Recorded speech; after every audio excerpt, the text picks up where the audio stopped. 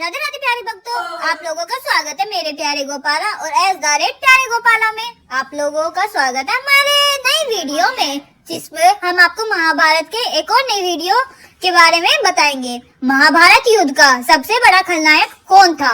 आप अपने उसे कमेंट करके बताना कि महाभारत युद्ध का सबसे बड़ा जो खलनायक है वो कौन था। मैं आपके कमेंट जरूर पढ़ूंगी।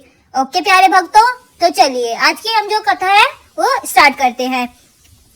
महाभारत युद्ध का सबसे बड़ा खलनायक कौन था?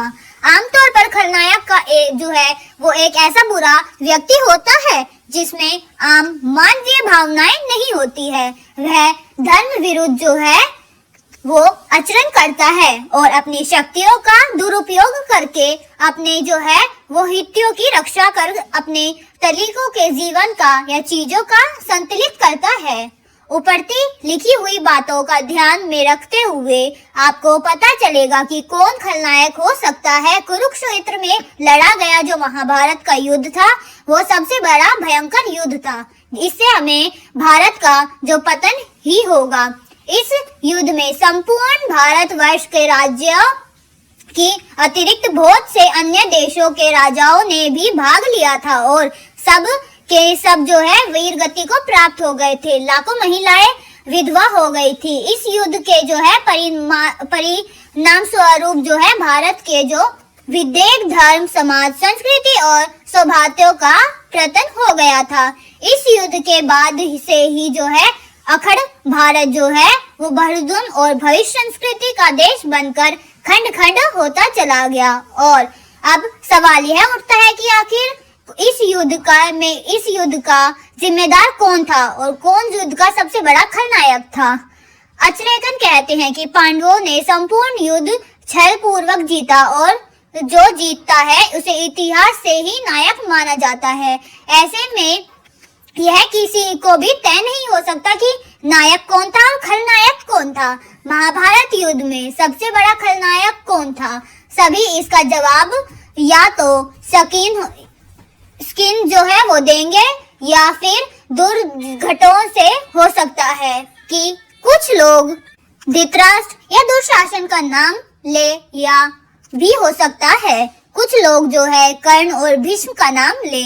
आइए हम जानते हैं कि कौन था इस युद्ध का सबसे बड़ा खलनायक। यह जानने से पहले जो है आप कौन कौन शामिल था इस युद्ध में ये हमें जरूर बताएंगे और हम भी आपको इस वीडियो के द्वारा बताएंगे।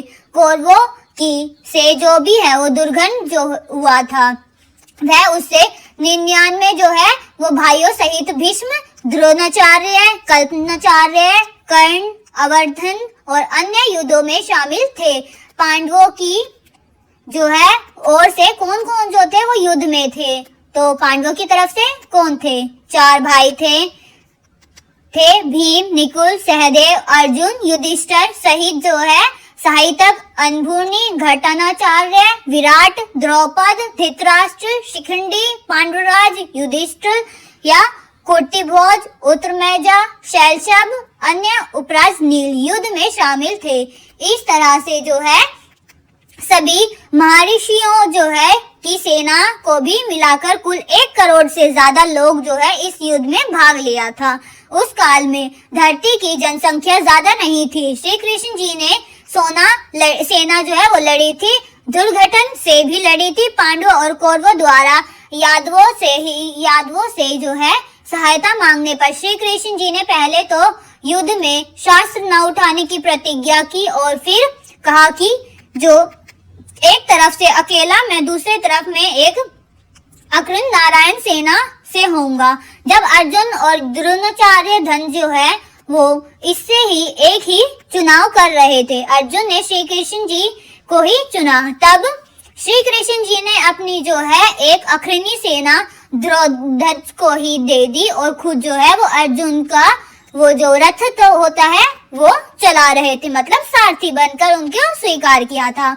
इस प्रकार कौरवों ने 11 अक्षत्र तथा पांडवों ने 7 अग्रणी सेना एकत्रित कर ली थी। आइए अब जानते हैं कि महाभारत का उन खलनायकों के बारे में जिनके कारण युद्ध हुआ था। पहला खतरनाक भीष्म। कुछ विद्वान कहते हैं कि यह देवव्रत अर्थात भीष्म को खलनायक मानना चाहिए, क्योंकि भीष्म ने अम्बा, अंबिका और अंबाला का भगवानों को कुचलकर तो कार्य किए थे और वह अमानवीय था। आज वह ऐसा करते तो जल में होते। भीष्म ने ऐसे कई अपराध किए हैं जो किसी की तरह से धर्म द्वारा उचित नहीं थे। इसीलिए कहा जाता है कि वह जो है अधर्म के साथ होने के कारण अदृश्य चरित्र नहीं हो सकता। लेकिन फिर भी भीष्म को किसी भी तरह से खलनायक नहीं माना जा सकता, क्योंकि भीष्म ने जो भी किया वह हस्तिनापुर के सिंहासन की रक्षा और कुरु वंश को बचाने के लिए किया था। दूसरा खलनायक धृतराष्ट्र को माना जाता है।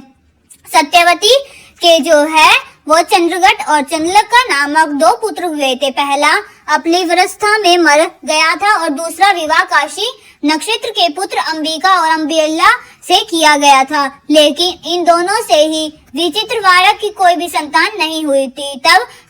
तब सत्यवती ने अपने प्रसार से उत्पन्न पुत्र वेदव्यास के माध्यम से अंबिका और अंबिलिका कोई पुत्र से उत्पन्न कराए। अंबिका का से धृतराष्ट्र और अंबिका का से पांडवों का जन्म हुआ। उसी दौरान सत्यवती ने एक दासी से भी वेदव्यास का निर्योग करने से कहा, जिससे विदुर का जो है वो जन्म हुआ। पांडव तो श्रापवंश जंगल जो है वो चले गए थे। ऐसे में धृतराष्ट्र के जो सहन सहायक है वो उसे मिले। गांधारी धृतराष्ट्र से विवाह नहीं करना चाहती थी, लेकिन भीष्म ने अपनी शक्तियों का दुरुपयोग कर जो है गांधारी का विवाह धृतराष्ट्र से करा दिया था। लेकिन जब विवाह ही हो गया तब गांधारी ने सब कुछ भूलकर अपने जीवन पति सेवा में लगा दिया। जब गांधारी गर्भ से थी तब धृतराष्ट्र ने ही अपनी जो है सभी के साथ ही सहवास किया, जिससे उसका जो है वो युद्धरथ का नाम पुत्र मिला। गांधारी का जो धृतराष्ट्र के साथ विवाह होने से पहले भी एक और विवाह हो चुका था और यह बात धृतराष्ट्र से छुपाई गई थी। इससे क्रोधित होकर धृतराष्ट्र ने अपने ससुर अर्थात गांधारी के पिता और उनके पुत्रों अर्थात गांधारी के भाइयों को जो है आजीवन कारावास में डाल दिया था। वेदविद्रु और ज्ञानी होने के बावजूद भी धृतराष्ट्र के मुंह से कभी भी न्यागति जो है वो बात नहीं निकली थी। पुत्र मोह में उन्होंने कभी भी गांधारी को नियोगवचिक बात पर ध्यान नहीं दिया था। गांधारी के अलावा सज्जन जो है वो भी थी और उसके जो है न्योचलता बात को अविगत करके राज्य और धर्म में हितों की बात बताते थे, लेकिन वह सजिए की बातें भी नहीं करते थे। वह हमेशा ही शकुन और द्रोघनी की बातों को ही सच मानते थे। वह जानते थे कि उनका एक पुत्र धर्म और अधर्म के मार्ग पर चला गया है, फिर भी वह जो है पुत्र का ही साथ देते थे। अधर्म के साथ देने वाला और वह खलनायक नहीं हो सकता है। तीसरा खलनायक दुर्योधन का जो है वो जिंग, अहंकार और लालच ने करोड़ों लोगों को युद्ध के आग में झोंक दिया था। इसलिए दुर्योधन को महाभारत का खलनायक नहीं कहा जा सकता। महाभारत की कथा में ऐसा प्रसंग भी आया है कि दुर्योधन ने काम पंडित होकर जो है कौरवों कन्याओं का जो है अपहरण किया था और उसी के बाद ही चित्रकंडों में पांडवों को हार जाने पर जब दुर्योधन भरी सभा में द्रौपदी का अपमान कर रहा था तब गांधारी ने भी इसका विरोध किया था, फिर भी दुर्योधन नहीं माना था। इसके आचरण धर्म विरुद्ध भी होते हैं। जब दुर्योधन को लगा कि अब तो युद्ध होना वाला है तो वह महाभारत युद्ध के अंतिम समय में अपनी माता के समक्ष नरगन खड़ा होने के लिए भी तैयार हो गया था। महाभारत में दुर्योधन के अनाचरण और अत्याचार में के जो किस्से हैं भरे पड़े हैं। पांडवों के बिना किसी अपराध को उन्होंने ही जलाकर मारने का योजना जो है वो बनाई गई थी। चौथा वो जो खलनायक है वो अश्वत्थामा है। माना जाता है कि अश्वत्थामा इस युद्ध का सबसे बड़ा खलनायक था, क्योंकि उसके जो है वो अपरंची संचालन में युद्ध चल रहा था। युद्ध में सबसे शक्तिशाली वही एकमात्र योद्धा थे। गुरु द्रोण के पुत्र अश्वत्थामा युद्ध की समस्त कलाओं से ज्ञात थे। उन्होंने संपूर्ण वेदों और धर्मसूत्रों का जो है ज्ञान था। दुर्योधन ने अपनी शिष्यों को हर तरह की शिक्षा दी थी, लेकिन कुछ ऐसी विद्याएं और शिक्षाएं भी थी जो सिर्फ अश्वत्थामा ही जानते थे और अश्वत्थामा महाभारत युद्ध में जो है वो कौरवों का साथ ही देते थे और उनके पक्ष में सेनापति ही रहते थे। उन्होंने भीष्म पुत्र घटार्यांश का प्रयास किया और तथा घटोत्कच पुत्र जो है अगनपूर्वक का वध किया था। उन्होंने अतिरिक्त द्रौपद कुरान शूद्र जल जो है बलानीर जो है जलानीक जलधारी तथा राज्य शत्रुत को भी मार डाला था। उन्होंने किंतु भोज के 10 पुत्र का वध किया था। जब पिता जो द्रोण और उसके पुत्र अश्वत्थामा की से जुड़ी हुई महाभारत युद्ध में पांडवों की सेना से भय व्यापित हो गया था और सेना तस्त्र बस्त्र हो गई थी, तब पांडवों की सेना की हार जो है होती देखकर श्री कृष्ण जी ने युधिष्ठिर से छल नीति का सहारा लेने को कहा, लेकिन युधिष्ठिर इसके लिए तैयार नहीं हुए। तभी सभी के कहने के बाद में युधिष्ठिर माने और इस योजना की तहत युद्ध भूमि पर उसने एक बात फैला दी कि अश्वत्थामा मारा गया। जब गुरु द्रोणाचार्य ने धर्मराष्ट्र युधिष्ठिर से अश्वत्थामा के मारे जाने की जो है वो सत्यता जाननी चाहिए, क्योंकि द्रोण जानते थे कि युधिष्ठिर कभी झूठ नहीं बोलेगा। तो युधिष्ठिर ने जवाब दिया, हाँ अश्वत्थामा मारा गया। परंतु तब युधिष्ठिर के मुख से हाथी शब्द निकला और तभी श्री कृष्ण जी ने उसी समय जोर से शंखनाद कर दिया, जिससे शोर के गुरु द्रोणाचार्य जो है वो आखिरी शब्द नहीं सुन पाए और वह अपने जो है प्रिय पुत्र अश्वत्थामा की मृत्यु का समाचार सुनकर हताश हो गए थे और उन्होंने अपने शास्त्र त्याग दिए और युद्ध भूमि में आंखें बंद कर शोक अश्वत्थामा में भूमि पर बैठ गए थे। गुरु द्रोणाचार्य को इस अवस्था में देखकर द्रौपदी जो है उनको भी रोना आ गया था। तभी जो है द्रौपदी के भाई ने उनका जो सर है वो तलवार से काट डाला। यह युद्ध की जो सबसे भयानक घटना थी। इसे छल ना अश्वत्थामा का क्रोध कर दिया। अश्वत्थामा ने अपने पुत्र द्रोणाचार्य को निर्मत हत्या का बदला लेने के लिए पांडवों को नारायण अस्त्र का प्रयोग किया, जिससे चलते पांडवों को सारी सेना मारी जा सकती थी।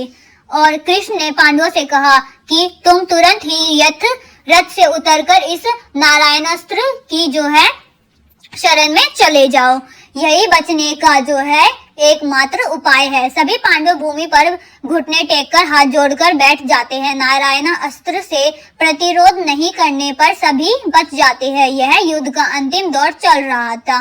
दुर्योधन जो है उनकी जान संकट में पड़ गई थी। वह भीष्म के गदा युद्ध हारा गया था। दुर्योधन जो है उनके जो हारते हुए पांडवों की जीत पक्की हो गई थी। सभी पांडव जो है वो खून से लोगों को जीत रहे थे और खुशी मना रहे थे। अश्वत्थामा दुर्योधन की यह हार देखकर दुखी हो जाते हैं और एक उल्लू द्वारा रची को कौरवों पर अमरण करके एक उल्लू उन पर भी मार देते हैं। यह घटना देखकर अश्वत्थामा के मन में भी यही विचार आता है कि वह घोर कालरात्रि में कृपाचार्य तथा कृमरिष्ट की सहायता से पांडवों के जो है सवरित में पहुंचते होते हैं। सोते हुए पांडवों के 5 पुत्र को पांडव समझकर उनका जो सर काटा है। इस घटना से द्रोणाचार्य जाग जाते हैं तो अश्वत्थामा जो है उनका भी वध कर देते हैं। अश्वत्थामा